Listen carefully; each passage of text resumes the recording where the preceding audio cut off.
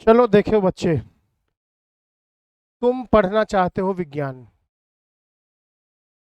इस देश में, जो कि घोर अवैज्ञानिक देश है, ठीक है, वहाँ विज्ञान पढ़ना कोई बहुत समझदारी की बात नहीं, और वो हम लोग करते हैं। एक शब्द होता है ना बात को,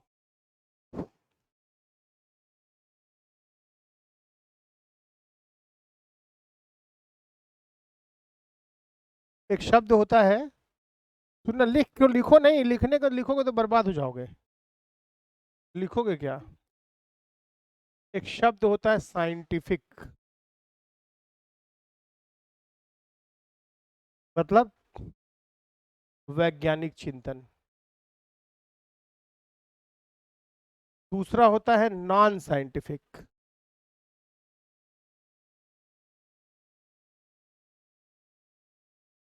अवैज्ञानिक चिंतन। अवैज्ञानिक चिंतन, ठीक है, राइट। तीसरी बात होती है एंटी साइंटिफिक। एंटी साइंटिफिक मतलब जो विज्ञान का विरोधी हो। साइंटिफिक, नॉन साइंटिफिक और एंटी साइंटिफिक, विज्ञान विरोधी।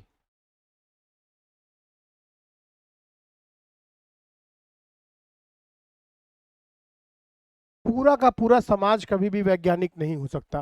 कुछ इक्के दुक्के लोग, ऐसा नहीं है कि इंग्लैंड में और अमेरिका में सारे लोग वैज्ञानिक ही हैं। वहाँ भी मूर्ख उतने ही भरे पड़े हैं जहाँ मूर्ख इतने भरे पड़े हैं। ऐसा नहीं है, मूर्खों के मामले में भगवान जो है, अगर कहीं है, भगवान बिल्कुल बराबर मात्रा में मूर्खों को वो बांटता है। न्यूयॉर्क में भी उतने होंगे जितने दिल्ली में होंगे, ठीक है, उतने ही हमारे गांव में होंगे। तो भगवान जो है मूर्खों की संख्या वो नियंत्रित रखता है, हर जगह रखता है। हाँ, ये ज़रूर बात है कि जो जो पायनियर्स हैं, जो लीडर्स हैं, की पॉलिसीज़ और उनके जो विचार हैं और उनका जो कितना लीड करते हैं, वो चीज़ ज़्यादा महत्वपूर्ण है, ठीक है ना। तो वो बहुत ही मायने रखता है, ठीक है। तो एक तो वैज्ञानिक चिंतन है, जिसमें मैं सोक्रेटिस को मानता हूँ, शुरुआती दौर का, बुद्ध को मानता हूँ, ठीक है, राइट। एक अवैज्ञानिक चिंतन है, जिसमें आम लोग हैं, हम लोग आम लोग, बाबा नागरिक, हम लोग आम लोग हैं।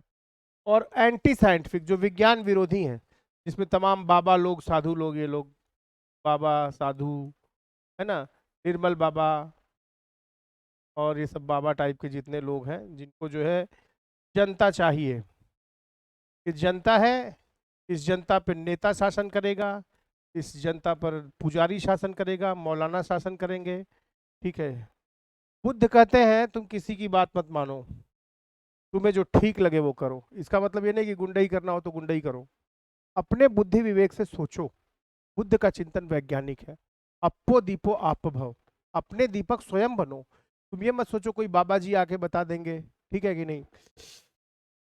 यहाँ एमएससी कर रहे हैं लोग, और जो है एमएससी कर रहे हैं, भविष्य दिखा रहे हैं। नागासाकी हिरोशिमा पे 10 लाख लोग मार दिए गए एक साथ। क्या सबकी कुंडली में एक ही समय मरना लिखा था? लेकिन नहीं। गांव में 2 कौड़ी का पंडित बैठ के हाथ की रेखा देख रहा है, भविष्य बता रहा है, ये होगा वो होगा दुनिया भर का। भविष्य की रेखाएं बदल पढ़ने के लिए नहीं होती, भविष्य की रेखाएं बनाने के लिए होती। आदमी, नौजवान आदमी अपने हाथ की रेखाओं को मोड़ सकता है, भविष्य बना सकता है।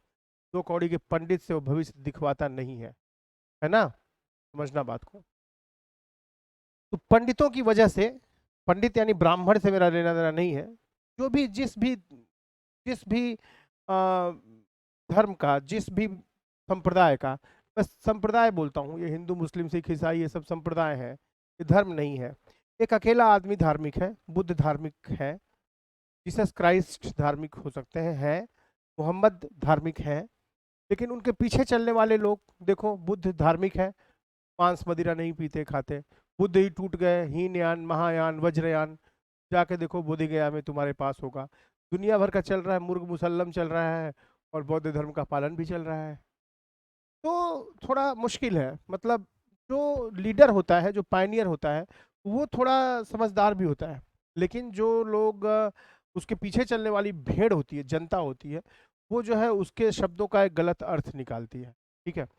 तो भारत का जो समाज है या ज्यादातर समाज, वो एंटी साइंटिफिक है, विज्ञान विरोधी है। ठीक है। जैसे बारिश नहीं हो रही है, तो मेरे गांव साइड सब यज्ञ करवाएंगे, यज्ञ करवाएंगे, यज्ञ में घी चावल और ये सब डाल देंगे। एक तो भोजन खुद नहीं पैदा हो रहा है, ऊपर से उसमें घी चावल डाल दो। 100 साल पहले किसी ब्रिटिश वैज्ञानिक ने ये बताया कि भाई बारिश क्यों होती है, मानसून क्यों आती है, भारत के मानसून का अध्ययन किया। अब तो आप मौसम विज्ञान जो है वो बता देता है कि ये जो है आप इस कारण से अगले दिन तूफान आएगा या फिर बारिश आएगी या सूखा पड़ेगा या इतनी रफ्तार से तूफान आएगा, ये भी बता देते हैं। सिंपल प्रेशर डिफरेंस का खेल है।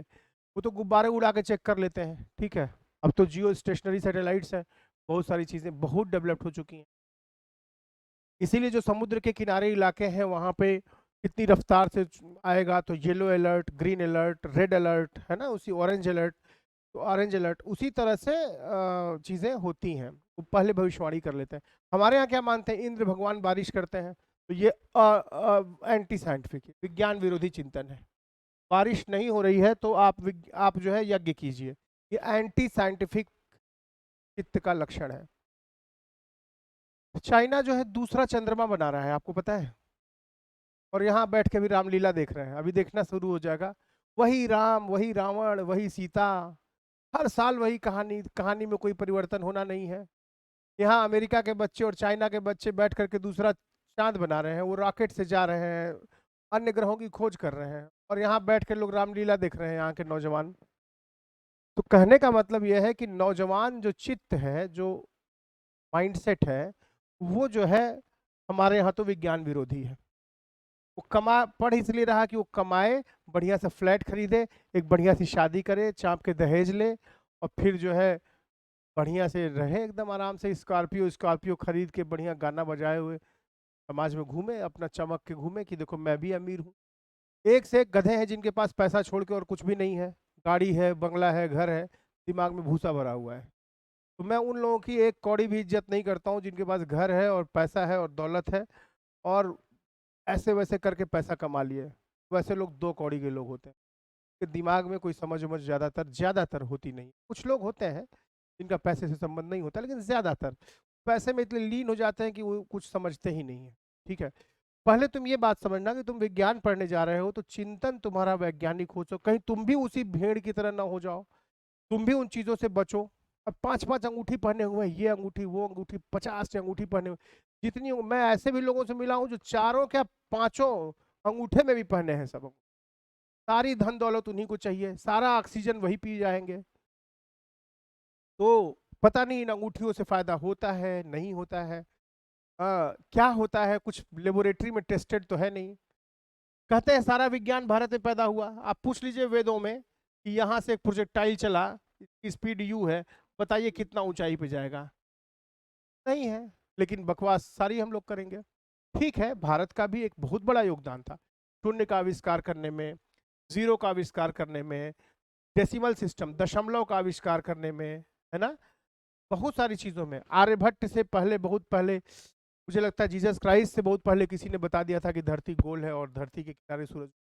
ठीक है, यहाँ भी लोग रहे, ब्रह्मगुप्त रहे, भास्कराचार्य रहे, आपका वो रहे, कौन, लीलावती के लेखक, हाँ भास्कराचार्य रहे, बहुत सारे रहे लोग, कणाद रहे, बहुत सारे लोग यहाँ पे वैज्ञानिक चिंतन रहा, सुश्रुत थे भारत में। तो ऐसा नहीं है कि भारत में लोग नहीं रहे, या ऐसा भी नहीं कि भारत में पूरी तरह से रहे, वो भारत में भी रहे और बाहर भी रहे। अगर बुद्ध भारत में रहे तो सॉक्रेटिस यूरोप में पैदा हुआ, है ना, दोनों एक साथ पैदा हुए। सुकरात जो है वो वहां पे प्रश्न कर रहा है, एथेंस की गलियों में घूम रहा है, बुद्ध यहाँ बिहार की गलियों में घूम रहे हैं, दोनों एक साथ पैदा हुए हैं, पता ही नहीं कौन कहाँ है। इंटरनेट का जमाना हो तो शायद बुद्ध और सुकरात फोन कर लेते कि हाँ भाई क्या हाल चल रही, नहीं, बुद्ध का सुकरात को पता नहीं था। सुकरात जो एथेंस की गलियों में टकरा रहा था, सत्ता से टकरा रहा था, बुद्ध सत्ता से नहीं टकराए। बुद्ध चूंकि एक अभिजात्य वर्ग से थे, इसलिए बुद्ध जो है अपना राजाओं को मिला के चले, और राजाओं के भक्त, राजा उनके भक्त हुए, के लिए विहार बनाते थे। बुद्ध इतना घूमे बिहार में कि उसका नाम ही विहार, बौद्ध विहारों के कारण उसका नाम ही बिहार पड़ गया। लेकिन दूसरी शताब्दी में एक राजा पुष्यमित्र शुंग था, उसने जो सारे बौद्धों को काटा बढ़िया से, बुद्ध जो है सारे बौद्ध बिहार से गायब हो गए।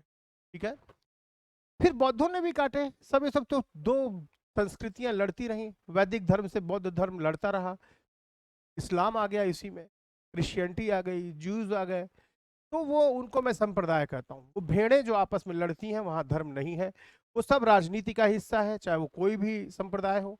धार्मिक एक व्यक्ति ही हो सकता है, वो बुद्ध हो सकते हैं, ठीक है, वो आप हो सकते हैं, वो मैं हो सकता हूँ।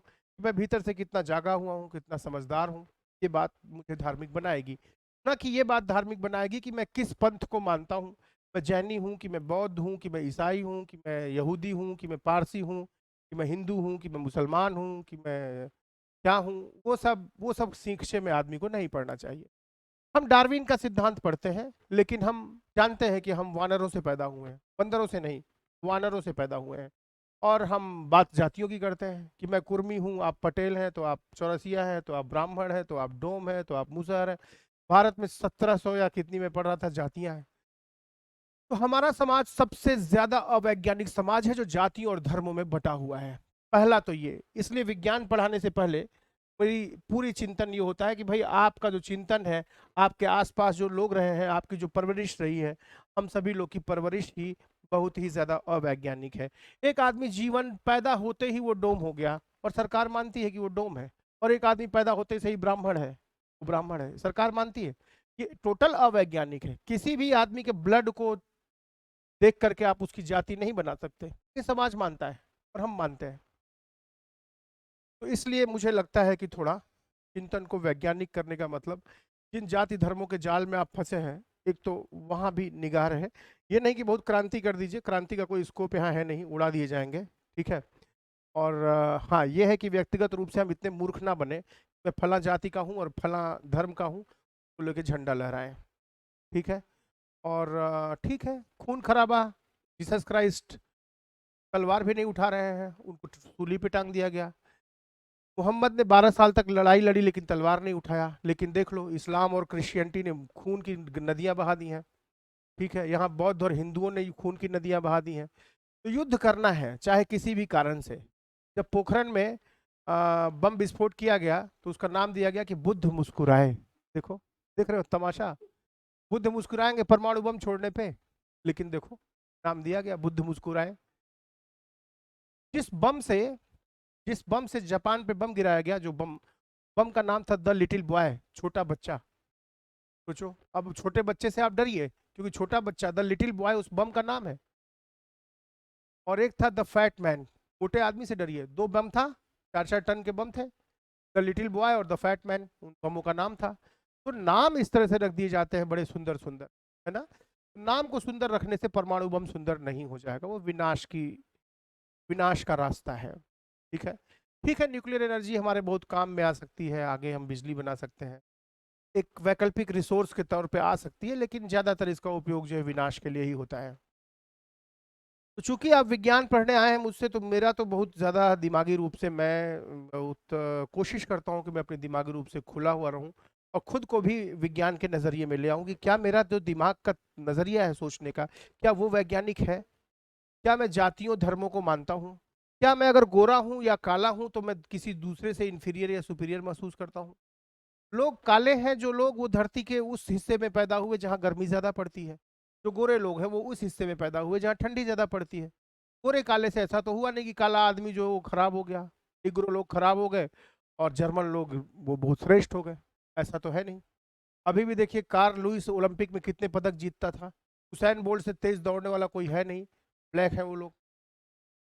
लेकिन कुछ मान्यताएं हैं, चाहे वो जाति की हो, धर्म की हो, नस्ल की हो, रंग की हो, इन जातियों को, इन चारों मान्यताओं को पूरे विश्व में माना जाता रहा है, जो कि टोटल अवैज्ञानिक है, ठीक है। पहली बात तो मैं ये कहूँगा। दूसरी बात, बहुत अवैज्ञानिक चिंतन है। औरतें जो है गांव में है, बच्चियां पैदा होती हैं, लोग उनको टॉर्चर करते हैं कि अरे तुम्हारी 4 ही लड़की हुई, चारों लड़की ही पैदा की तुम, उसमें उसका कोई कसूर नहीं है। विज्ञान कहता है कि वो तो क्रोमोसोम्स है, अगर एक एक्स वाई की जगह पेयर्ड मिल गए तो लड़की पैदा हो गई, अनपेयर्ड हो गया तो लड़का पैदा हो गया, ऐसा हो जाता है। वो तो बाई चांस चीजें हैं या कुछ रीजन होता होगा। तो वहां भी एक लड़की पैदा होना। दूसरी बात, लड़कियों के पास अवसर भी इस समाज में कम है, लड़कियों के पास अवसर कम है, वो भी एक अवैज्ञानिक चिंतन का परिणाम है।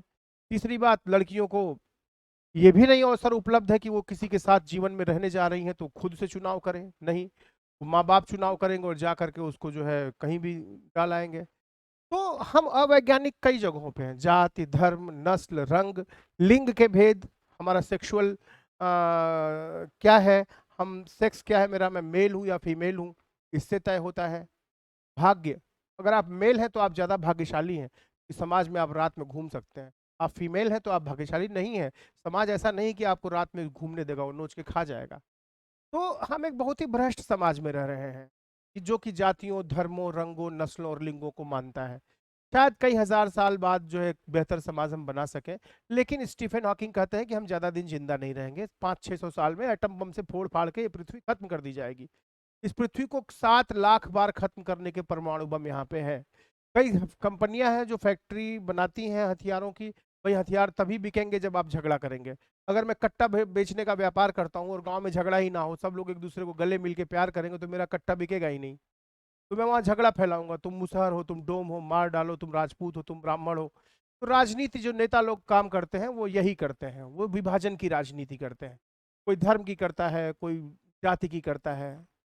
आप समझिए, विज्ञान पढ़ने से पहले कि व्यक्तिगत रूप से हम सारे लोग किसी न किसी भयानक रूप से भ्रष्ट एक समाज में रह रहे हैं, जो जाति, धर्म, लिंग और रंग में बटा हुआ है। और उससे मुक्त होने के लिए हमें बहुत जागरूक होने की जरूरत है। ये जान के हम क्या करेंगे कि क्लोरोफिल कैसे काम करता है, पत्तियां कैसे जो है हरा रंग खाना बनाती हैं, उनके अंदर मैग्नीशियम होता है। हम अपने जीवन में ही अवैज्ञानिक हैं। हम उन चीजों को मान लिए हैं जो जन्मजात मिली है। मैं जन्म से पैदा हुआ, मेरे बाप की 100 बीघे जमीन है और मुझे मिल रही विरासत में, मैं मजा काट रहा हूँ। और वहीं बगल में कोई मेरे ही साथ में, मैं यहाँ पैदा हुआ, दूसरा बगल में वहां पैदा हुआ, एक डोम डोम के यहाँ पैदा हुआ, उसके पास एक कौड़ी नहीं है, अब वो भीख मांग रहा है और मैं जो 100 बीघे पे राज करूंगा। तो ये जो व्यवस्था है, ये व्यवस्था जो है बहुत ज्यादा अवैज्ञानिक। भूमि का बंटवारा, एक गांव में 80% जमीनें जो 20% लोगों के पास है, बहुत लोग भूमिहीन है, कोई विकल्प ही नहीं है, भयानक गरीबी का मंजर है, आप देख रहे होंगे। तो समाज को विज्ञान ने इतनी सुविधाएं पैदा कर दी हैं कि समाज का हर व्यक्ति को अवसर बेहतर मिल सके, जो वो बनना चाहता है वो बन सके। लेकिन बहुत सारे एक तंत्र खड़ा हो गया है, कहीं राजनीति खड़ी हो गई है, कहीं धर्म खड़ा हो गया है, कहीं स्कूल खड़े हो गए हैं। ये सब बैरियर हैं, धर्म, राजनीति, स्कूल, यूनिवर्सिटी, ये सब बाधा हैं। सुंदर सी लाइब्रेरी बना दीजिए गांव में, इंटरनेट दे दीजिए, बच्चे खुशी से पढ़े लिखे और ठीक है। अब बच्चों को पढ़ाने के लिए पैसा लेंगे हम लोग। बच्चों को न्यूटन अगर अपना ज्ञान छुपा लेता और पैसे से देता तो क्या होता? कोई भी महान व्यक्ति ने अपने ज्ञान को नहीं छुपाया है, लेकिन नहीं, ज्ञान को छुपा लेंगे और फिर थोड़ा सा पैसा दोगे तो थोड़ा सा ज्ञान देंगे, फिर थोड़ा सा पैसा दोगे तो फिर थोड़ा सा ज्ञान देंगे। तो ये बनिए वाला हिसाब किताब है, ठीक है ना? तो वही हाल पंडित जी का भी है, तुम पैसा दोगे तो आशीर्वाद देंगे। वही हाल नेता का भी है, तुम उसकी बिरादरी के हो तो तुम्हारे गले लग जाएगा, तुम दूसरे बिरादरी के हो तो डंडा मार के भगा देगा। ये सब बेहूदगियां हैं लेकिन ये मान्यताएं हैं और हम इनको मानते हैं। हम कहीं भी वैज्ञानिक नहीं है, हम नितांत ही विज्ञान विरोधी समाज में जी रहे हैं, एंटी साइंटिफिक समाज में जी रहे हैं। हमारा जो मानस है सोचने का, जन मानस और व्यक्ति का भी मन, वो जो है वो टोटल जो है वो एंटी साइंटिफिक है। और हम लिंग, जाति, धर्म हम डोमिनेट करते हैं एक स्त्री के ऊपर, बोलते हैं हमारी सारी गालियां औरतों को लेकर के हैं, हम माँ की बहन की गालियां देते हैं। जबकि एक औरत हमको, मुझे जो है किसी महिला ने 9 महीना पेट में पाला होगा, 9 महीना जन्म दिया होगा उतनी पीड़ा से, फिर मुझे पाला होगा 4 साल, 5 साल, 8 साल, 10 साल, अपनी जीवन का 10 साल मेरे पीछे खराब किया होगा, और हम गाली देते हैं। तो हम बहुत ही भ्रष्ट समाज की स्थितियों में, ऊपर से निरहुआ है, मनोज तिवारी हैं, ये सब तो समाज के भ्रष्टतम लोगों में से लोग हैं। इन्होंने गंदे गाने गाए और जाके राजनीति में, दिल्ली में देखो मनोज तिवारी आराम कर रहा है और निरहुआ जो है अभी सांसद बन गया है, और भाजपा ने इनको टिकट दिया है। सोचिए, ये बड़ी स्वच्छ पार्टी है, इन बेहूदों ने इतने गंदे गाने गाए हैं कि उस पे लड़कियों को सामान बना दिया इन लोगों ने, जबकि स्त्री जो है वो कितनी एक महान संरचना है ईश्वर की, वह कृति है, वह एक सृजनात्मक कृति है। और मैन में और आदमी में बहुत फर्क नहीं है। आदमी और औरत में क्या फर्क है भाई? आदमी और औरत में फर्क यही है कि जो पुरुष है, जो पुरुष है, जो पुरुष है और जो स्त्री है, स्त्री के पास दो चीज एक्स्ट्रा है। एक तो स्तन है दूध पिलाने के लिए, और दूसरा एक गर्भाशय है। वो पेट में बच्चा पलता है और दूध पिलाने के लिए स्तन है। दो ही चीज एक्स्ट्रा है उसके पास। एक्स्ट्रा चीज दो है क्योंकि वो बच्चे को पेट में रखना है उसको। जीवन ने उसको ज्यादा चीज दी है। लेकिन औरतें कम खराब खाना भी खाएंगी बेचारी, रात में छोटे और छोड़ा हुआ खाना खाएंगी, मेहनत भी ज्यादा करेंगी, गालियां भी सुनेंगी, अवसर भी कम है, आजादी भी कम है। तो ये बहुत बेहुदा समाज हमारा है, जो कि बहुत भयानक रूप से एंटी साइंटिफिक है। पुरुष को बोलते हैं मैन और स्त्री को बोलते हैं वुमन। इसको तोड़िएगा, ये बनेगा वॉम वूम, पढ़ते हैं इसको वूम प्लस मैन। देखो वुमन शब्द बना है वूम प्लस मैन से। वूम यानी गर्भ। ऐसा आदमी जिसके पास गर्भ हो वो आदमी औरत कहलाता है कि नहीं? मेरी बातें कितने लोगों को समझ में आ रही है? हाथ उठाइए। और कितने लोगों को लग रहा है कि मैं सही बोल रहा हूं? अब हाथ उठाइए। सही नहीं, वैज्ञानिक तरीके से बोल रहा हूं। हो सकता है मैं गलत बोलूं, तो मैं क्या कर सकता हूं? मैं इसी ढंग से विज्ञान के तरीके से सोचता हूं। पुरुष में और स्त्री में फर्क नहीं है। सिर्फ फर्क क्या है? उसके पास स्तन है और गर्भाशय है। वुमन शब्द जो बना है वो वुमेन प्लस मैन शब्द से बना है। आपको पता होना चाहिए ये हस्बैंड शब्द जो है, हस्बैंड, लोग बोलते हैं कि ऐसा आदमी जिसका हंसना बंद हो जाए वो हस्बैंड हो जाता है। जिसका हंसना बंद हो जाए वो हस्बैंड है। वो मरा हुआ है, बीवी के पीछे पीछे जा रहा है ऐसे। नहीं लेकिन ये लॉजिक नहीं है। ये लॉजिक नहीं है। एक हस्बैंड्री शब्द होता है। हस्बैंड्री मतलब होता है पशुपालन, मतलब पशुपालन। और ये प्रक्रिया या पशुपालन या बीज पालन भी, उसमें क्या करते हैं कि एक खेत है, उसमें आप बीज बो देते हैं और खेत से फिर निकलते हैं। तो हस्बैंड शब्द बहुत बेहुदा शब्द है। इस शब्द को यूज नहीं करना चाहिए। इसका मतलब ये हुआ एक स्त्री का गर्भ जो है वो खेत है और पुरुष उसमें बीज फेंकता है और बच्चे पैदा होते हैं। हस्बैंड्री शब्द इतना गंदा शब्द है, औरतों को तो ये यूज ही नहीं करना चाहिए। ठीक है ना? लेकिन लोग यूज करते हैं। खैर, ऐसे देखो मैं सोच रहा था कि कस्टमर सब जानते हो, कस्टमर मतलब ग्राहक। ऐसा आदमी जो तुम्हारी दुकान पे आ जाए, वो जो है कष्ट से जो है, वो आदमी कष्ट से मर जाए। कस्टमर समझ रहे हो? तो तुम्हारी दुकान पे आ गया तो उसको इतना चूसो कि वो कष्ट से मर जाए। मोबाइल के दुकान वाले, अरे भैया ये खराब है वो खराब है, उसका इतना बढ़िया बिल बना दो। डॉक्टर के यहाँ जाओ तो इतना टेस्ट करा दे। अब मैं बनारस में रहता हूँ, सारे डॉक्टर और सारे हॉस्पिटल वाले दलाल हैं, इतने बेहूदे हैं। बिहार से लोग आते हैं लद लद के, सासाराम से, मोहनिया से और कहाँ कहाँ से, औरंगाबाद, जमीन के कागज लेके आते हैं। यहाँ 3-4 हॉस्पिटल हैं भयानक। सारे डॉक्टर लूट में शामिल हैं। 99% कमाए हैं, पढ़े हैं, तो जितना पढ़ने में पैसा लगाया वो सब खून चूसेंगे। तुम्हारा क्या है? मरने के लिए आए हो, जाओ मरो। अब बीएचयू में तो इमरजेंसी के हालात जाके देख लो, नरक से ज्यादा है। ठीक है? वो डॉक्टर भी एंटी साइंटिफिक है। डॉक्टर जानता है कि कोई लड़की और लड़का क्यों पैदा होता है, लेकिन डॉक्टर घर में ऐसे व्यवहार करता है, अपने बीवी के ऊपर गुंडाई करता है। डॉक्टर भी दहेज लेता है। डॉक्टर भी कहता है कि मैं फला बिरादर हूँ, मैं फला धर्म का हूँ। तो बेहूदगी, डॉक्टर बनने के बाद भी वो वैज्ञानिक नहीं हो, सिंपल एक कर्मचारी रह गया है। लोग मास्टर बन जाते हैं फिर भी अपनी जाति धर्म को नहीं छोड़ पाते। वो स्त्रियों से श्रेष्ठ भी महसूस करते हैं। मैं तो वैज्ञानिक उसी को मानता हूँ, चिंतन वैज्ञानिक, जो जातियों, धर्मों, लिंग और रंगों और नस्लों से ऊपर उठ चुका हो, उस आदमी का चिंतन वैज्ञानिक है। मैं बुद्ध को वैज्ञानिक चिंतन का आदमी मानता हूँ। मैं सॉक्रेटिस को वैज्ञानिक चिंतन का मानता हूँ। ठीक है ना? तो कहीं ना कहीं तुम्हें ये चीज समझनी चाहिए कि वैज्ञानिक चिंतन क्या होता है। जो चीजें हमें विरासत में मिली हैं वो हम उसी को लेकर के हम गुंडई करें कि मैं ब्राह्मण हूँ, तुम हरिजन हो तो फला हो तो ढीका हो, तुम मैं चौरसिया हूँ तो तुम डोमड़े हो, तुम जो है राजपूत हो तो तुम तेली हो। देख रहे हो भारत का समाज इतना भ्रष्ट है कि आप गांव में रह नहीं सकते हैं। हर आदमी के दिमाग को खोल के देखिए ना, ऐसे तो कूड़ा भरा हुआ है, बदबू है, बंद कर दीजिए। दिमाग खोलिए, उसकी कूड़ा ऐसा बंद कर दो।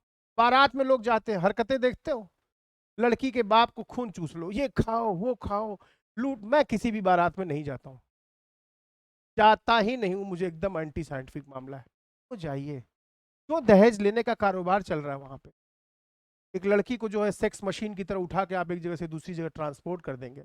उसकी कोई निजता नहीं है, उसकी कोई आज़ादी नहीं है। आप दहेज ले रहे हैं, वो आपके घर पे आएगी, आपका घर संभालेगी, आपके माँ बाप की सेवा करेगी, आपके बच्चों की सेवा करेगी, और उससे दहेज ले रहे हैं। शर्म नहीं आ रही है बेहूदगी की? लेकिन ये है अवैज्ञानिक चिंतन। मेरी बात समझ रहे हो ना? और ये बातें कहने वाला कोई नहीं है। तुम क्लास 9th में आए हो, तुमको चाहते हैं कि जल्दी से शुरू करो, सर सर्किल की परिभाषा क्या है, सर पढ़ा दीजिए क्लोरोफिल क्या होता है, सर पढ़ा दीजिए सल्फ्यूरिक एसिड क्या होता है, जल्दी से तुम भी डॉक्टर बन जाओ फिर चूसो, जल्दी से तुम भी इंजीनियर बन जाओ फिर भ्रष्टाचार। देख रहे हो क्या इंजीनियर और ब्यूरोक्रेट्स, कितने आईएएस परम भ्रष्टाचारी है। आईएएस बन जाओ, लूटो पूरे देश को, चरागाह, पूरा देश हरी घास है, और आईएएस पीसीएस ये घोड़े और गधे की तरह चल रहे हैं देश को। नेता चल रहे हैं, डॉक्टर चल रहे हैं, वकील चल रहे हैं, सीए चल रहे हैं। डॉक्टर, नेता, वकील, सीए, जज और पंडित जी लोग, मतलब पंडित, पुरोहित, मौलाना, मौलाना और बिशप, पोप, ठीक है ना? आप किसी को भी खरीद सकते हैं, किसी को भी पैसा है आप फेंकिए और किसी को भी खरीद लीजिए। 99% लोग बिकने के लिए तैयार हैं। इस समाज में हम रहते हैं। जान जाइए कि वैज्ञानिक चिंतन क्या होता है। मैं आपको सीधे विज्ञान नहीं पढ़ाऊंगा। आपके अंदर ये ढंग होना चाहिए कि वैज्ञानिक चिंतन वही है जो कुछ चीजों से ऊपर उठ जाए, जाति से, धर्म से, लिंग से, नस्ल से, रंग से उठ जाए। दूसरी बात कि जो ये जाने कि सारे लोग, ये वकील है, वकील अगर झगड़ा खत्म करवा देगा तो खाएगा कहाँ से? लोग अगर प्यार से रहने लगे तो वकील तो मर जाएगा। लोग अगर अच्छी अच्छी चीज खाने लगे तो बीमार ना पड़े तो डॉक्टर मर जाएगा। ये जो है टैक्स भरने के बहाने दलाली करेगा, आप ही के ऊपर मुकदमा करवा देगा इनकम टैक्स से, ठीक है ना? डॉक्टर, वकील, सीए, ब्यूरोक्रेट्स। अब आईएएस लोग को लगता है कि वो जमीन से ऊपर है, क्योंकि 2-4 घंटा का एग्जाम क्वालिफाई कर लिए हैं या 10-20 किताब रट लिए हैं। कोई मतलब नहीं है उस, कोई मतलब नहीं है। एक आदमी जिसने किसी साल एग्जाम क्वालिफाई कर लिया वो शिक्षा सचिव हो गया। उनके कभी वो पढ़ाया है नहीं, लेकिन शिक्षा सचिव हो गया। वो आया है हिंदी बैकग्राउंड से, या वो आया है, हिंदी तो फिर भी ठीक है, वो आया है किसी ज्योग्राफी ज्योग्राफी पढ़ के, और वो आया है कुछ और दूसरा सब्जेक्ट पढ़ के, और वो डॉक्टरी का सचिव हो गया। पढ़िए, लीजिए अब तमाशा। तो जजेस का देख लीजिए हालत।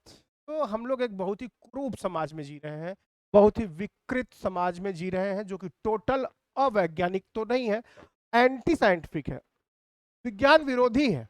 और आप विज्ञान पढ़ रहे हैं। कायदे से विज्ञान पढ़ लीजिएगा तो बवाल हो जाएगा, गोली मार दिया जाएगा। अरे तुम धर्म को नहीं मानोगे, तुम जाति को नहीं मानोगे, तुम्हें औरतों का गुलाम नहीं बनाओगे, औरतों को घर में बैठा करके? नहीं, मैं अपनी बेटी को पढ़ाऊंगा।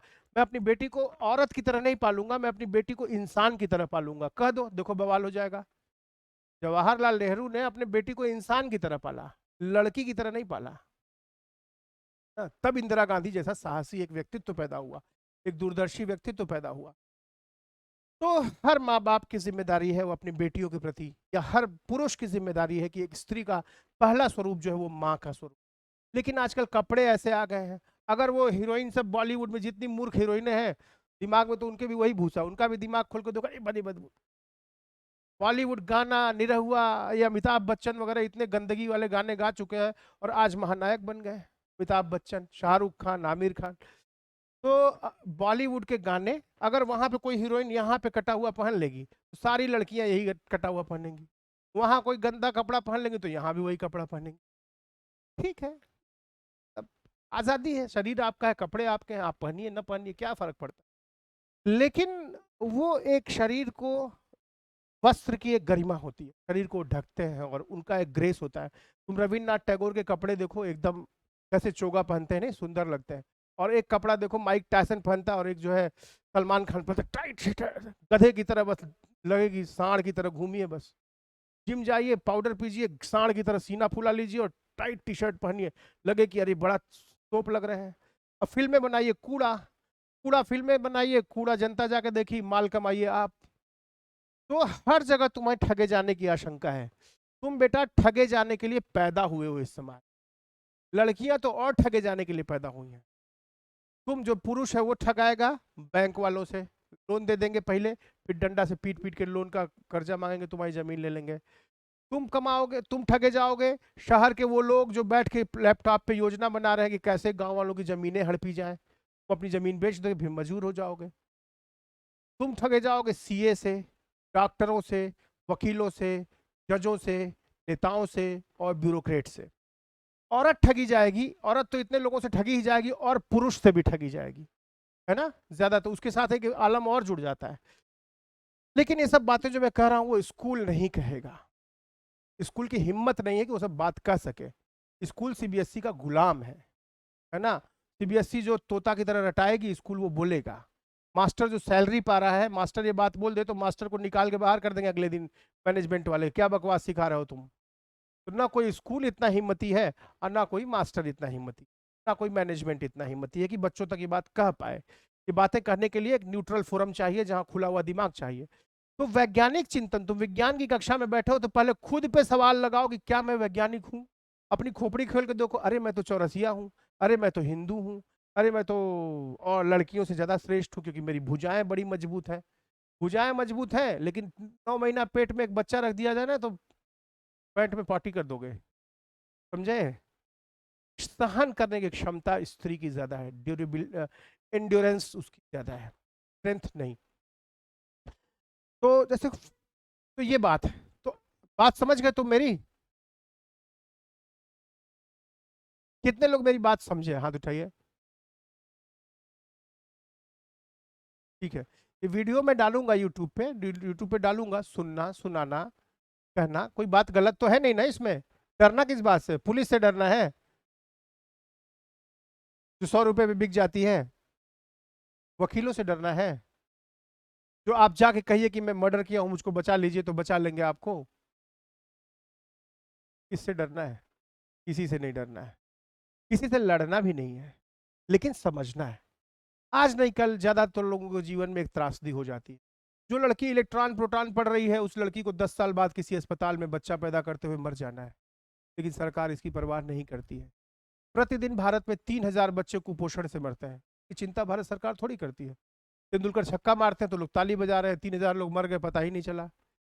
तेंदुलकर के जो छक्का मार रहे हैं, सिक्स लगा रहे हैं, तो टीवी पे जा रहा है, लेकिन 3,000 लोग जो गाँव में मर रहे हैं, 67% आबादी गाँव में रहती है, और वहां जो 3,000 बच्चे मर रहे हैं उसका कोई खबर नहीं है, कोई न्यूज नहीं है। नहीं निकालेंगे, अखबार वाले बिके हुए हैं ज्यादातर, सब बिके हुए हैं ज्यादातर। किससे उम्मीद है? अखबार वालों से कि ब्यूरोक्रेट से, आईएएस से, आईपीएस से, पुलिस से, वकील से, जज से, नेता से, सीए से? किससे? किसी से कोई उम्मीद नहीं है। यहाँ सबके नाखून लंबे हैं, तुमको पकड़ लेंगे इस तरह से और हजम कर जाएंगे, पता भी नहीं चलेगा। जैसे नहीं बकरियां तुम खा जाते हो, आज बकरी टहल रही है, कल बकरी कहाँ गई, पेट में गई गई, ऐसे ही तुम्हारा भी हाल हो जाएगा। ठीक है ना। चीजों को समझो। इस समाज के पास कोई उम्मीद नहीं है, तुम खुद एक उम्मीद बनो। तुम वैज्ञानिक चिंतन शुरू करो। जब तुम इन चीजों में जकड़ो तो तुम अपने आप पे ही सवाल उठाओ, क्या मेरा चिंतन वैज्ञानिक है? और अगर तुम्हारा चिंतन वैज्ञानिक होगा तो 20 लोग विरोध करने वाले मिल जाएंगे। पंडित जी डरा देंगे कि अरे भगवान तुम्हारे ऊपर कहर बरपा देंगे। कोई भगवान कहर और नहीं पंडितों की बात सुनियो तो भगवान क्या पंडितों का गुलाम है क्या? पंडित जो वो एजेंट है, पंडित मौलाना पुरोहित ये सब भगवान और आदमी के बीच के एजेंट है सब, जो माल कमाते हैं, फलाहारी हैं। बाबा जी तो अन्न खाते ही नहीं, अपने घर में रोटी खाते हैं ये। आपके यहाँ आके केला, सेब, अपने घर में सेब खाए हुए इनको साल भर बीत जाता होगा, मिलता ही नहीं होगा। आपके घर आता है हम तो फलाहारी ही हैं, खाइए। आप खुद खा रहे हैं सूखी सब्जी और उनको दे रहे हैं फलाहारी, है ना। तो कहीं ना कहीं आपको ये बातें सोचनी पड़ेंगी। एक वैज्ञानिक चिंतन क्या होता है, ये बातें सोच, ठीक है ना। तो एक वैज्ञानिक समाज की निर्मित तब हो पाएगी, ठीक है ना। कुछ बातें मैं शुरू करने से पहले, विज्ञान मैं हमेशा प्राथमिक बात ये जरूर करता हूँ, ये 2 बातें आप सोचिए, ठीक है। दूसरी बात, विज्ञान शुरू करने से पहले मैं कुछ 2 बातें जरूर बताऊंगा। एक तो ये बात मैं कह चुका अपनी लाइट के बारे में। लाइट अगर समझ जाइए आप क्या है, लाइट से और वाटर से 2 सवाल उठते हैं, खूब सवाल उठ, 2 क्या सैकड़ों सवाल उठ सकते हैं, हजारों। मुझे लगता है 9th 10th 11th 12th में एक किताब बननी चाहिए लाइट की और वाटर की। एक मोटी किताब लाइट की बन जाए, भैया लाइट के बारे में तुम सारा चीज जान। लाइट यानी प्रकाश, और दूसरा जो है वाटर यानी पानी। ये इतने मजे की बात है, हजारों सवाल लाइट से उठ सकते हैं। सारा सारा फिजिक्स में आप पढ़ते ही हैं, क्लास 12th में 11th में यही पढ़ते हैं, इससे अतिरिक्त कुछ पढ़ते नहीं है। पानी पे पूरी केमिस्ट्री में आप पढ़ते हैं। ठीक है, चलिए देखते हैं क्या क्या सवाल उठ सकता है। चलिए, लाइट है, साउंड है ना, वाटर है, पानी है। अगर हम तुमको एक गिलास पानी दे दें, वाटर लाइट साउंड पे मैं अभी आता हूं, ये बहुत मजेदार बात है। तो अगर मैं तुमको पानी दे दूं एक गिलास, तो चलो बताओ कितना तुम इससे कितने सवाल बना सकते हो। चलो तुम बोलो, मैं सुनता हूं। आकाश जी माइक ऑन कीजिए, जरा ये लोग सवाल बनाए। 8 पास है, 9 साल विज्ञान पढ़े हैं।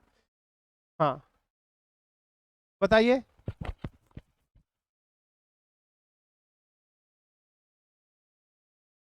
बताओ बच्चे, बोल नहीं रहे हो? सवाल उठाओ। पानी, एक गिलास पानी दे दिए, सवाल उठाओ।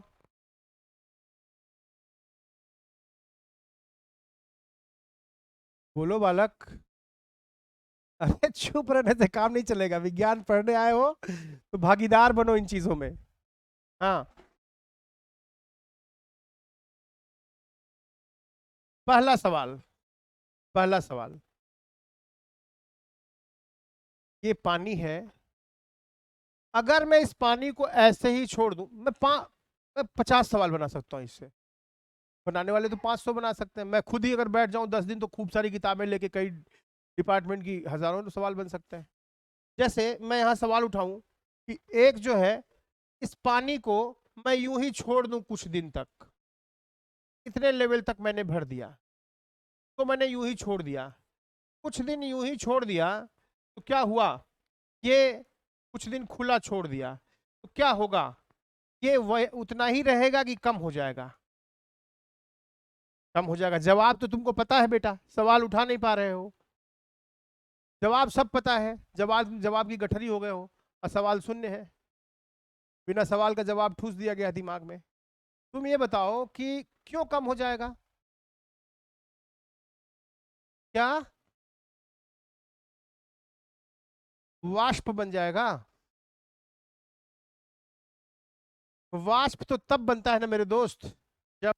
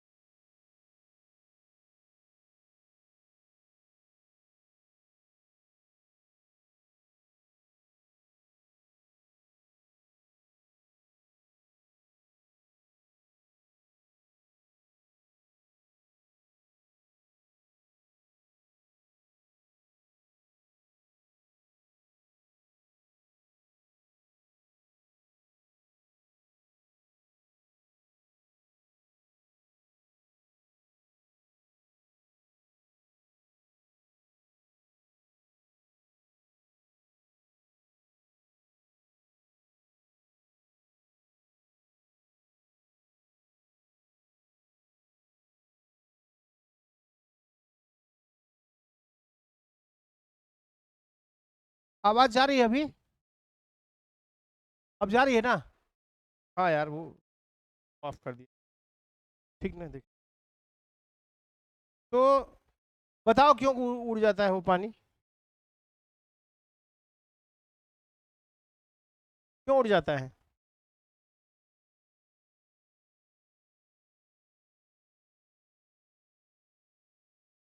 बाहर हवा है, भीतर पानी है। हवा के कण दूर दूर हैं और पानी के कण पास पास आपस में बंधे हुए हैं। पानी का टेम्परेचर भी मान लो 30 डिग्री सेंटीग्रेड है, बाहर का टेम्परेचर भी कुछ रहा होगा, अगर मान लो ज्यादा ही है। अच्छा, जाड़े में छोड़ दे, मान लो 20 डिग्री बाहर का टेम्परेचर है और 30 डिग्री भीतर का टेम्परेचर, भीतर पानी गर्म है और बाहर ठंडा है, तब भी जाड़े में भी उड़ जाएगा पानी, केवल गर्मी में ही उड़ेगा,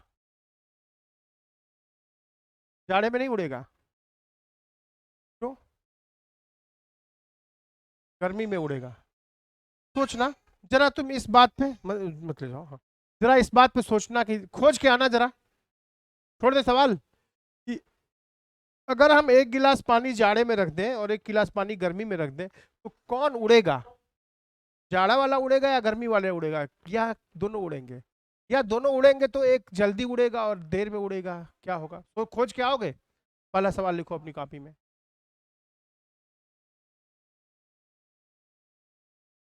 पहला सवाल ये लिख लो, ऐसे चित्र बना लो, लिख लो कि अगर पानी का टेम्परेचर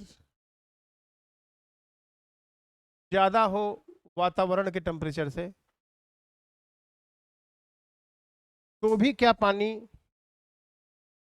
तो भी क्या पानी गिलास से निकल जाएगा?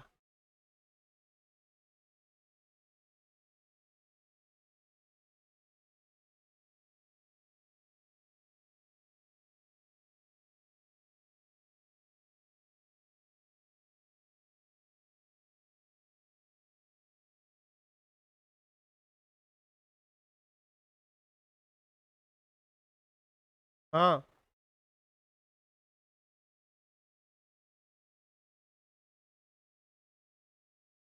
बोलिए। पहला चीज। दूसरी चीज, 0 डिग्री सेंटीग्रेड पर, 0 डिग्री सेंटीग्रेड से 100 डिग्री सेंटीग्रेड तक पानी जो है वो द्रव रहता है, लिक्विड रहता है ना? इसके बाद ये ठोस बन जाता है, सॉलिड बन जाता है, और यहाँ इसके बाद ये, इसके पहले ये सॉलिड बन जाता है, इसके बाद ये गैस बन जाता है। ठीक है ना? राइट। ओके, अच्छी बात है। ठीक है, इसको आप बोलते हैं क्या चीज? Freezing point. Freezing point. और इसको बोलते हैं बॉइलिंग पॉइंट, ये बॉयल हो जाता है, इसको आप बोलते हैं बॉइलिंग पॉइंट, है ना? तो आपसे मैं ये पूछ रहा हूं कि अगर किसी बर्तन में, लिक्विड में, मैं नमक मिला दूं, तब भी क्या 0 डिग्री ही रहेगा क्या? या उस बर्तन में मैं नमक मिला दूं, तब भी क्या ये 0 डिग्री ही रहेगा, 100 डिग्री ही रहेगा? यानी कि नमक के डालने पे इसका फ्रीजिंग पॉइंट और बॉइलिंग पॉइंट में कोई चेंज होगा क्या? क्यों होगा? नमक तो जाके घुल जाता है पानी में, और पानी तो बाद में उड़ के चला जाएगा ऊपर, नमक शेष रह जाएगा। आप जानते हैं ना, आप पानी में नमक डाल के गर्म किए होंगे। बचपन में हम लोग क्या करते थे, पानी में नमक डालो, पानी पूरा उड़ा दो, तो नमक बचता था, उसको खाते थे। कोई फर्क नहीं है, नमक वही वाला था, लेकिन बस शरारत थी। तो आप ये लिखिए दूसरा सवाल कि आपका दिमाग खुलेगा, अगर इन सवालों से आप जूझिएगा तो आपका दिमाग खुलेगा, बहुत सुंदर तरीके से आप सोचना शुरू करें, है ना? तो लिखिए, ये ऐसे ही डायग्राम बना लीजिए कि नमक डालने पर फ्रीजिंग पॉइंट और बॉइलिंग पॉइंट पर क्या असर होगा, पर क्या असर होगा, बताइए।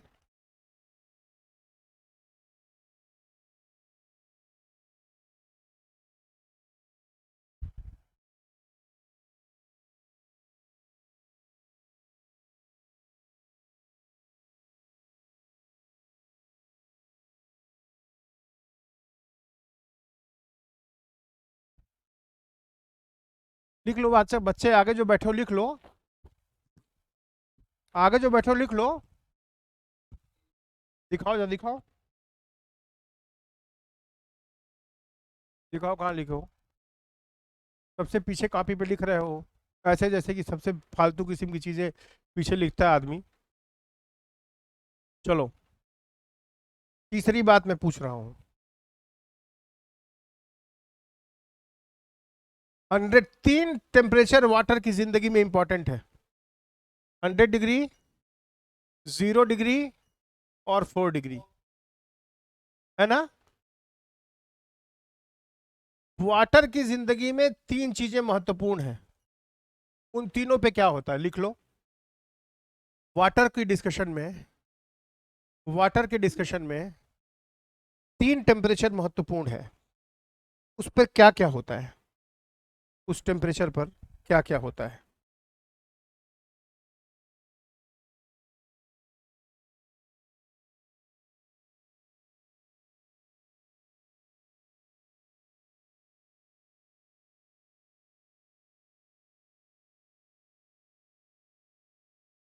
वाटर के अध्ययन में तीन टेम्परेचर महत्वपूर्ण है, 4 डिग्री, 0 डिग्री, 100 डिग्री, उन तीनों पे क्या क्या होता है।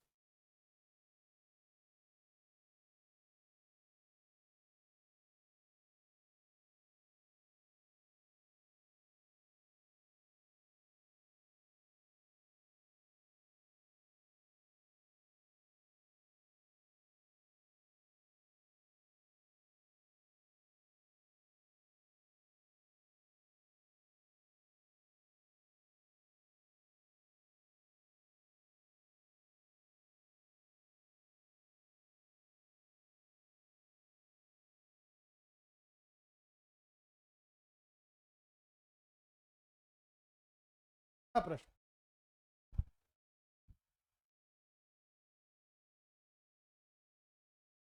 चौथा प्रश्न क्या होगा। अब थोड़ा दिमाग तुम्हारा चल रहा होगा, अब बताओ चौथा प्रश्न क्या हो सकता है।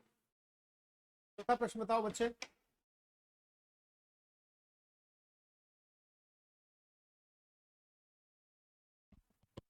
बताओ।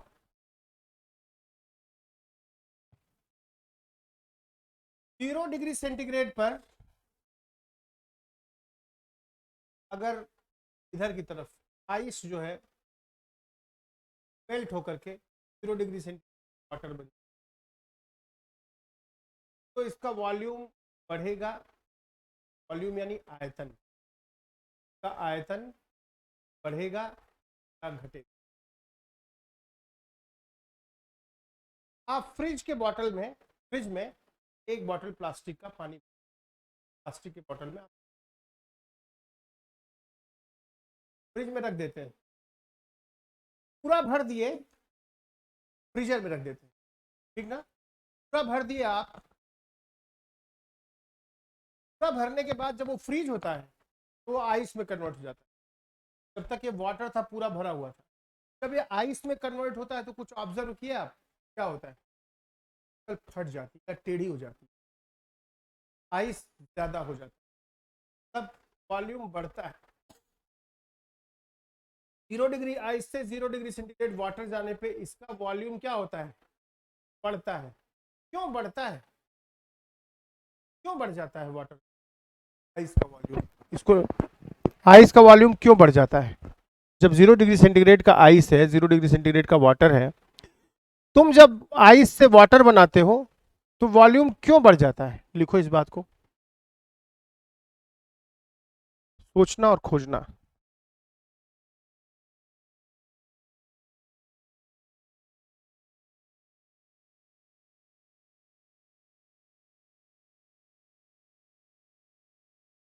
है ना, लिख लो।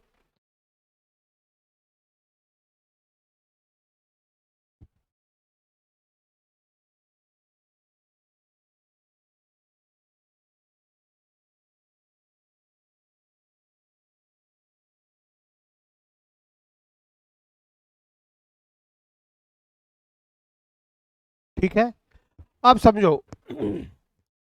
0 डिग्री सेंटीग्रेड पर यह आइस था,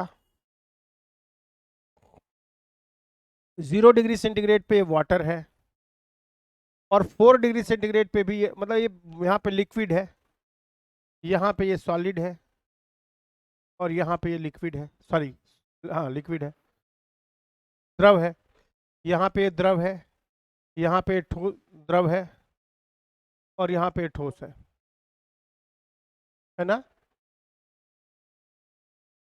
यहाँ पे 0 डिग्री सेंटीग्रेड का जब ये आइस था, तुमने 1 kg लिया था, तो ये ज्यादा था। तुम जब 0 डिग्री सेंटीग्रेड पे ले आए इसको, तो उस लेवल से कम हो गया। जब तुम 4 डिग्री सेंटीग्रेड पे ले आए तो ये और कम हो गया। है ये अभी भी 1 kg, उसका मास अभी भी 1 kg ही है। यानी कौन ज्यादा जगह घेरता है, 1 kg जब वो आइस था तब, या जब वो वाटर था तब, या जब वो 0 डिग्री पे था तब, या 4 डिग्री पे था तब? कब वो सबसे ज्यादा जगह घेरता है? बोलो। आइस सबसे ज्यादा घेरता है। फिर उसको जब मेल्ट करते हो तब वो यहाँ मेल्टिंग होती है, यहाँ वो पिघल जाता है। मेल्ट कर देते हो, पूरा पिघल के पानी बन गया। अब इसको तुम गर्म करते हो, गर्म करते हो तो ये 4 डिग्री सेंटीग्रेड पे चला गया। सबसे कम जगह कब घेरता है वो? जब वो 4 डिग्री सेंटीग्रेड पे है। ऐसा क्या है? ये क्यों होता है? भीतर क्या होता होगा मॉलिक्यूलर लेवल पे, ऐसा क्या होता होगा, है ना? भीतर, बाहर से दिखने में तो ये आई से दिख रहा है, मॉलिक्यूलर लेवल पे क्या हो रहा है पता ही नहीं है। भीतर मॉलिक्यूलर लेवल पर, मॉलिक्यूलर लेवल पर क्या हो रहा होगा? ऐसा क्यों होता है? समझ रहे हो? ऐसा क्यों होता है? लिखो। ये सब सवाल सोचना चाहिए ना तुमको। सोचो, जरूरी थोड़ी है कि स्कूल का मास्टर बता दे और तुम रट लो और एग्जाम पालो। कुछ सोचो, कुछ खोजो, कुछ पढ़ो।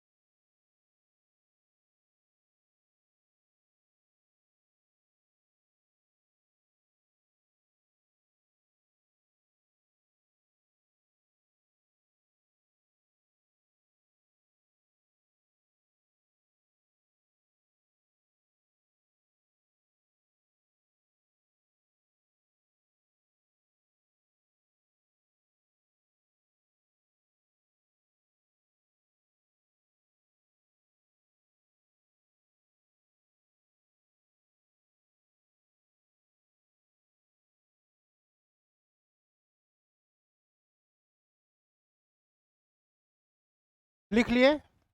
अच्छा, कुछ आइडिया है तुमको ऐसा क्यों होता है?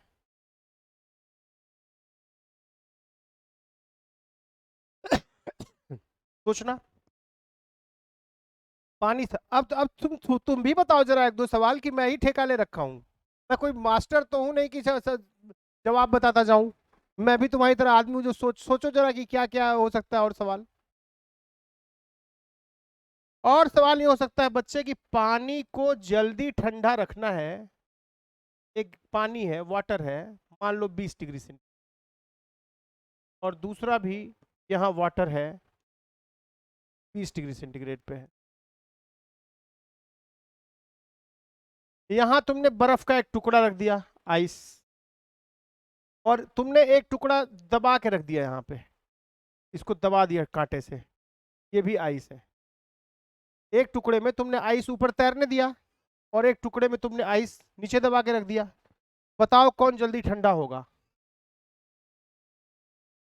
बताओ कौन जल्दी ठंडा होगा? लिखो इसको, डायग्राम बनाओ और लिखो जल्दी कौन ठंडा होगा।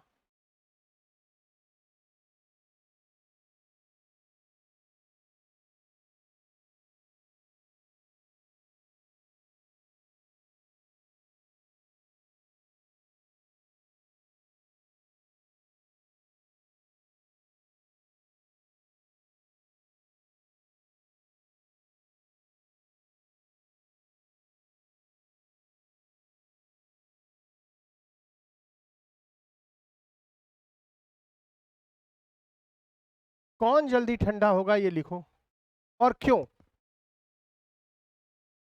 रहने दो, ठीक है, एकदम कोई दिक्कत नहीं, परेशान थोड़ी। कौन जल्दी ठंडा होगा और क्यों?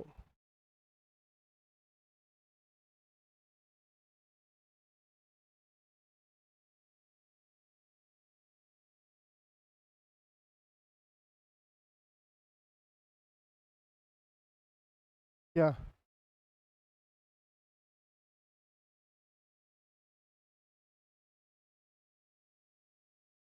है ना? नेक्स्ट क्वेश्चन लिखो। तुमने जो है बाल्टी में पानी गर्म किया,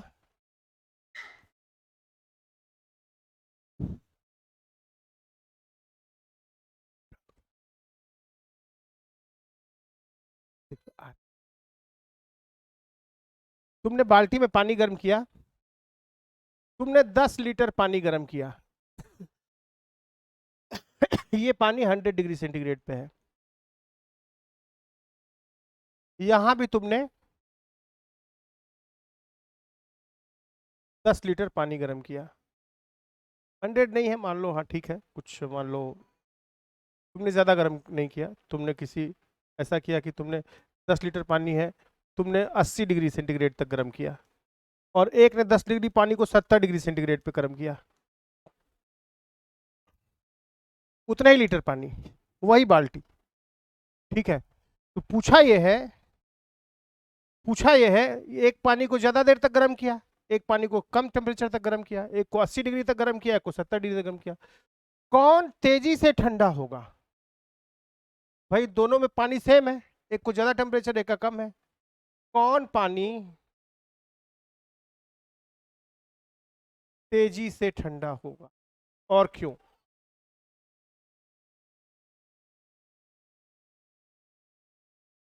पानी और लाइट पे तो मैं पूरा कहानी बना सकता हूँ, पूरा विज्ञान पानी और लाइट पे मैं खड़ा कर सकता हूँ, तुम चकरघिन्नी खा जाओगे। कुछ पैसा रहे, कई करोड़ रुपया, तो खूब बड़ा इंस्टीट्यूट बना करके खूब टीचर्स को रखिए, बढ़िया किताब लिखवाइए, कैसे जो है पानी और लाइट पे, केवल पानी पे लाइट पे बस, काफी चीजें इसी में शामिल हो जाए, समझ भी बढ़ती है। कौन पानी तेजी से ठंडा होगा, ठीक है ना? आखिर क्या होता होगा मॉलिक्यूलर लेवल पे, ठीक है। आइस में और स्नो में फर्क है। आइस कहलाती है बर्फ हिंदी में, और स्नो कहलाता है हिम। मतलब स्नोफॉल हो गया, शिमला में स्नोफॉल हो गया, सुने हो खाली कि नहीं कभी? बर्फपात, हिमपात, हिमपात हो गया। लिख लो, बर्फ में और स्नो में क्या फर्क है? कौन ट्रांसपेरेंट होता है? बर्फ के आर पार तुम देख पाते हो क्या? यहाँ तुम्हारी आंख है, हाँ, यहाँ यहाँ बर्फ है, और यहाँ तुम्हारे पापा खड़े हैं, क्या तुम पापा को देख पाते हो क्या? नहीं देख पाओगे। लेकिन हिम, अगर स्नो यहाँ रख दो, और यहाँ आंख तुम्हारी है, ठीक है, और यहाँ पापा खड़े हैं, बिल्कुल तुम देख पाओगे। एक जो है ट्रांसपेरेंट होता है, एक नहीं होता, ठीक है।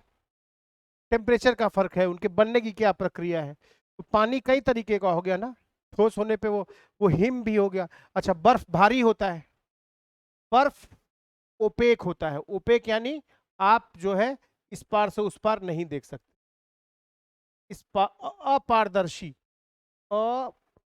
अपारदर्शी होता है बर्फ। और ये स्नो हिम क्या होता है? पारदर्शी। ये क्या होता है? भारी। ये क्या होता है? हल्का। हल्का। लिख लो क्यों, लिखो क्यों। एक वैज्ञानिक चिंतन, एक वैज्ञानिक समझ बनाने के लिए सब चीजें जरूरी हैं। जरूरी नहीं कि हम पदार्थों के बारे में ही बात करें, हम अपने समाज के बारे में भी बात कर सकते हैं, हमारे मन के भीतर क्या चल रहा है हम उसके बारे में भी बात कर सकते हैं।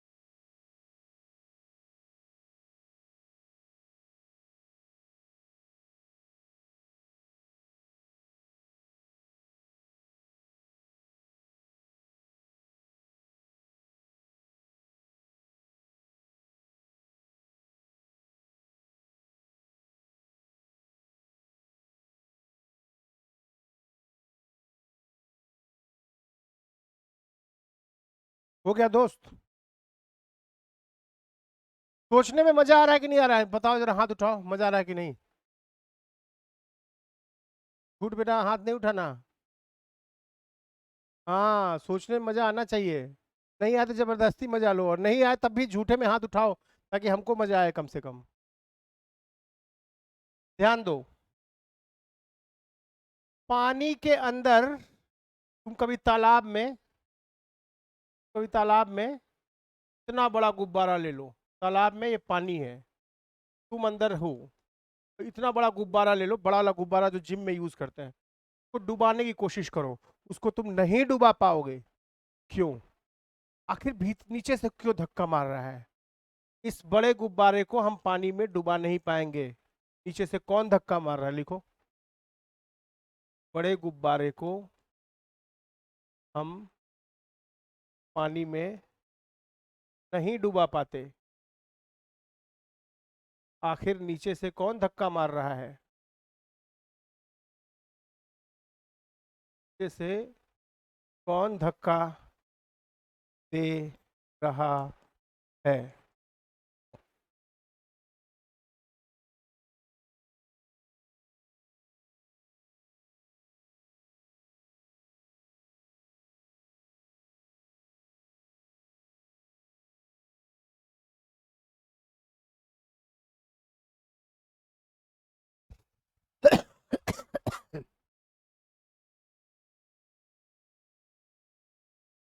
लिख लिए?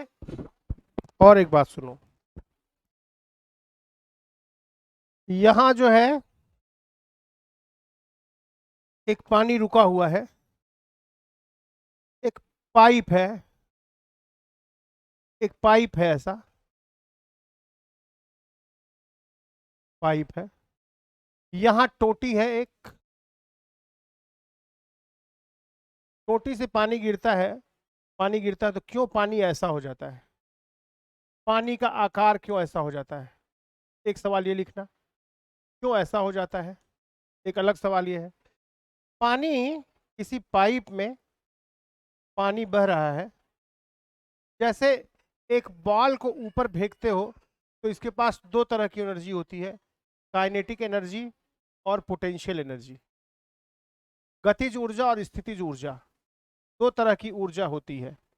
जबकि एक बहते हुए जल में, एक वही पानी को फेंको, एक पानी आता है, उसके पास तीन तरह की ऊर्जा होती है, काइनेटिक, पोटेंशियल और प्रेशर एनर्जी। इसके पास तीन तरह की ऊर्जा होती है। कि प्रेशर एनर्जी कहाँ से आ जाती है, क्यों आ जाती है, ये बात। एक बात तो ये लिख लो कि टोटी से पानी गिरता है तो क्यों ऐसा हो जाता है। दूसरी बात ये लिख लो कि यहाँ पे क्यों जो है काइनेटिक पोटेंशियल होता है बॉल के लिए, जबकि यहाँ काइनेट बहते हुए जल के पास तीन ऊर्जा होती है, काइनेटिक, पोटेंशियल और प्रेशर।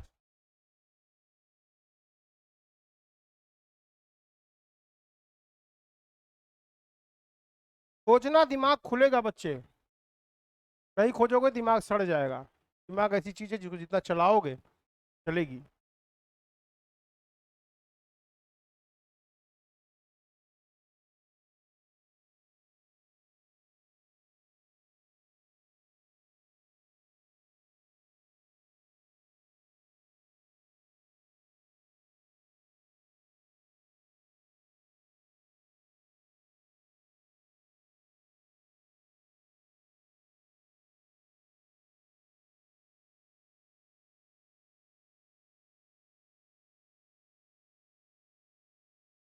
देखो, क्यों टोटी से गिरता हुआ पानी आगे नैरो हो जाता है, क्यों इसके पास दो, और दो बातें और बात आज ही खत्म करेंगे। सवाल तो बहुत सारे बन सकते हैं। टेम्परेचर का क्या रिश्ता है, तो बात हो चुकी है, फिर भी छोड़िए।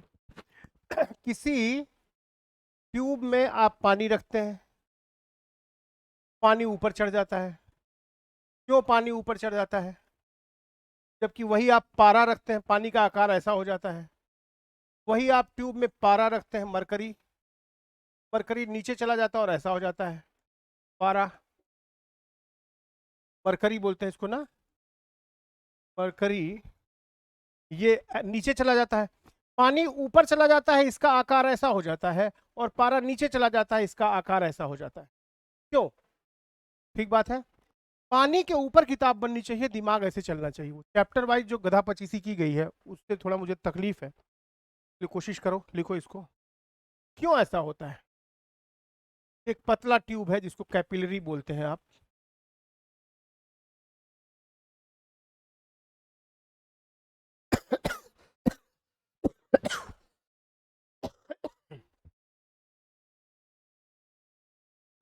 क्यों?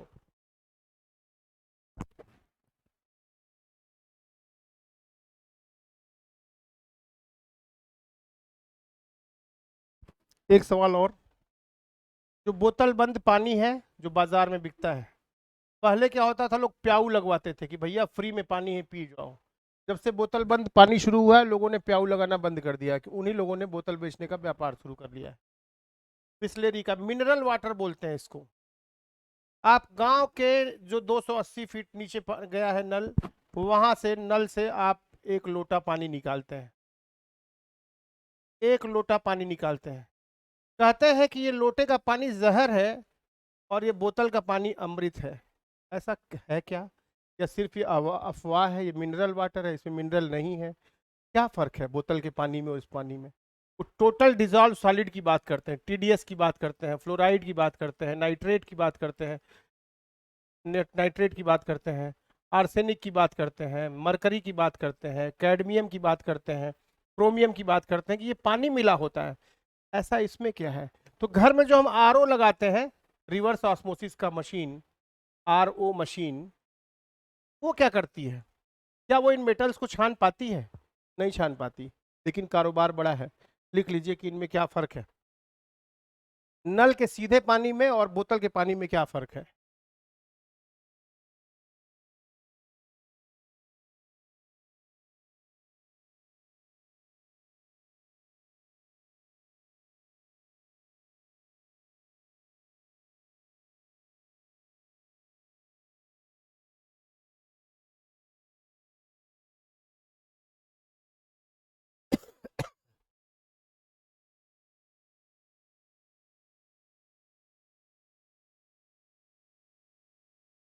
हो गया?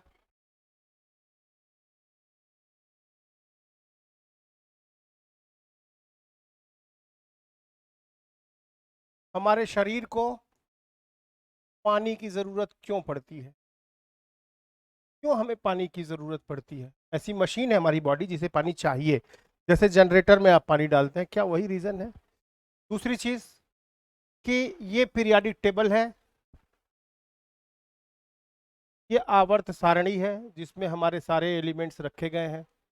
मान्यवर मेंडलीफ ने इसको सजाया था, काफ़ी लोगों का काम था। आवर्त सारणी में हाइड्रोजन है, यहाँ हीलियम यहाँ पे है, हाइड्रोजन है, लिथियम है, हाँ काफ़ी सारे हैं, बेरिलियम है, बोरान है, ये सब है। इधर जो है सोडियम है, पोटेशियम है। तो पानी का इनके साथ, किसके साथ कैसा संबंध है? इसके साथ, इसके साथ, इसके साथ कैसा संबंध है? बहुत बड़ी चीज़ है ये। यूनिवर्सल सॉल्वेंट कहा जाता है। पानी को यूनिवर्सल सॉल्वेंट क्यों कहते हैं, एक सवाल ये भी है ना? तो ये भी लिख लीजिए आप। एक गिलास पानी से दोस्त क्या क्या नहीं बन सकता है, सवाल। और ये सब वाजिब सवाल है।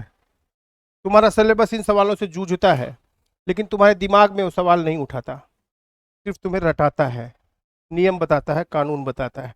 टीचर्स जो है बड़ा बड़ा कठिन कठिन पढ़ा के मुस्कुराते हैं, अपनी पीठ ठोकते हैं, और बच्चे जो है वहीं बंजारे बन के घूमते हैं। सरकारी बस के धुएं में, स्कूली बस के धुएं में बैठ के बाइजू को और अन अकेडमी को और फिजिक्स वाला को और निरहुआ को और मनोज तिवारी को और अमिताभ बच्चन को और बॉलीवुड को देखते हैं बच्चे। ठीक है, चलिए, तो मुझे लगता है कि मैंने अपनी बात आज को आपको कह दी है। आप सोचेंगे इस पे?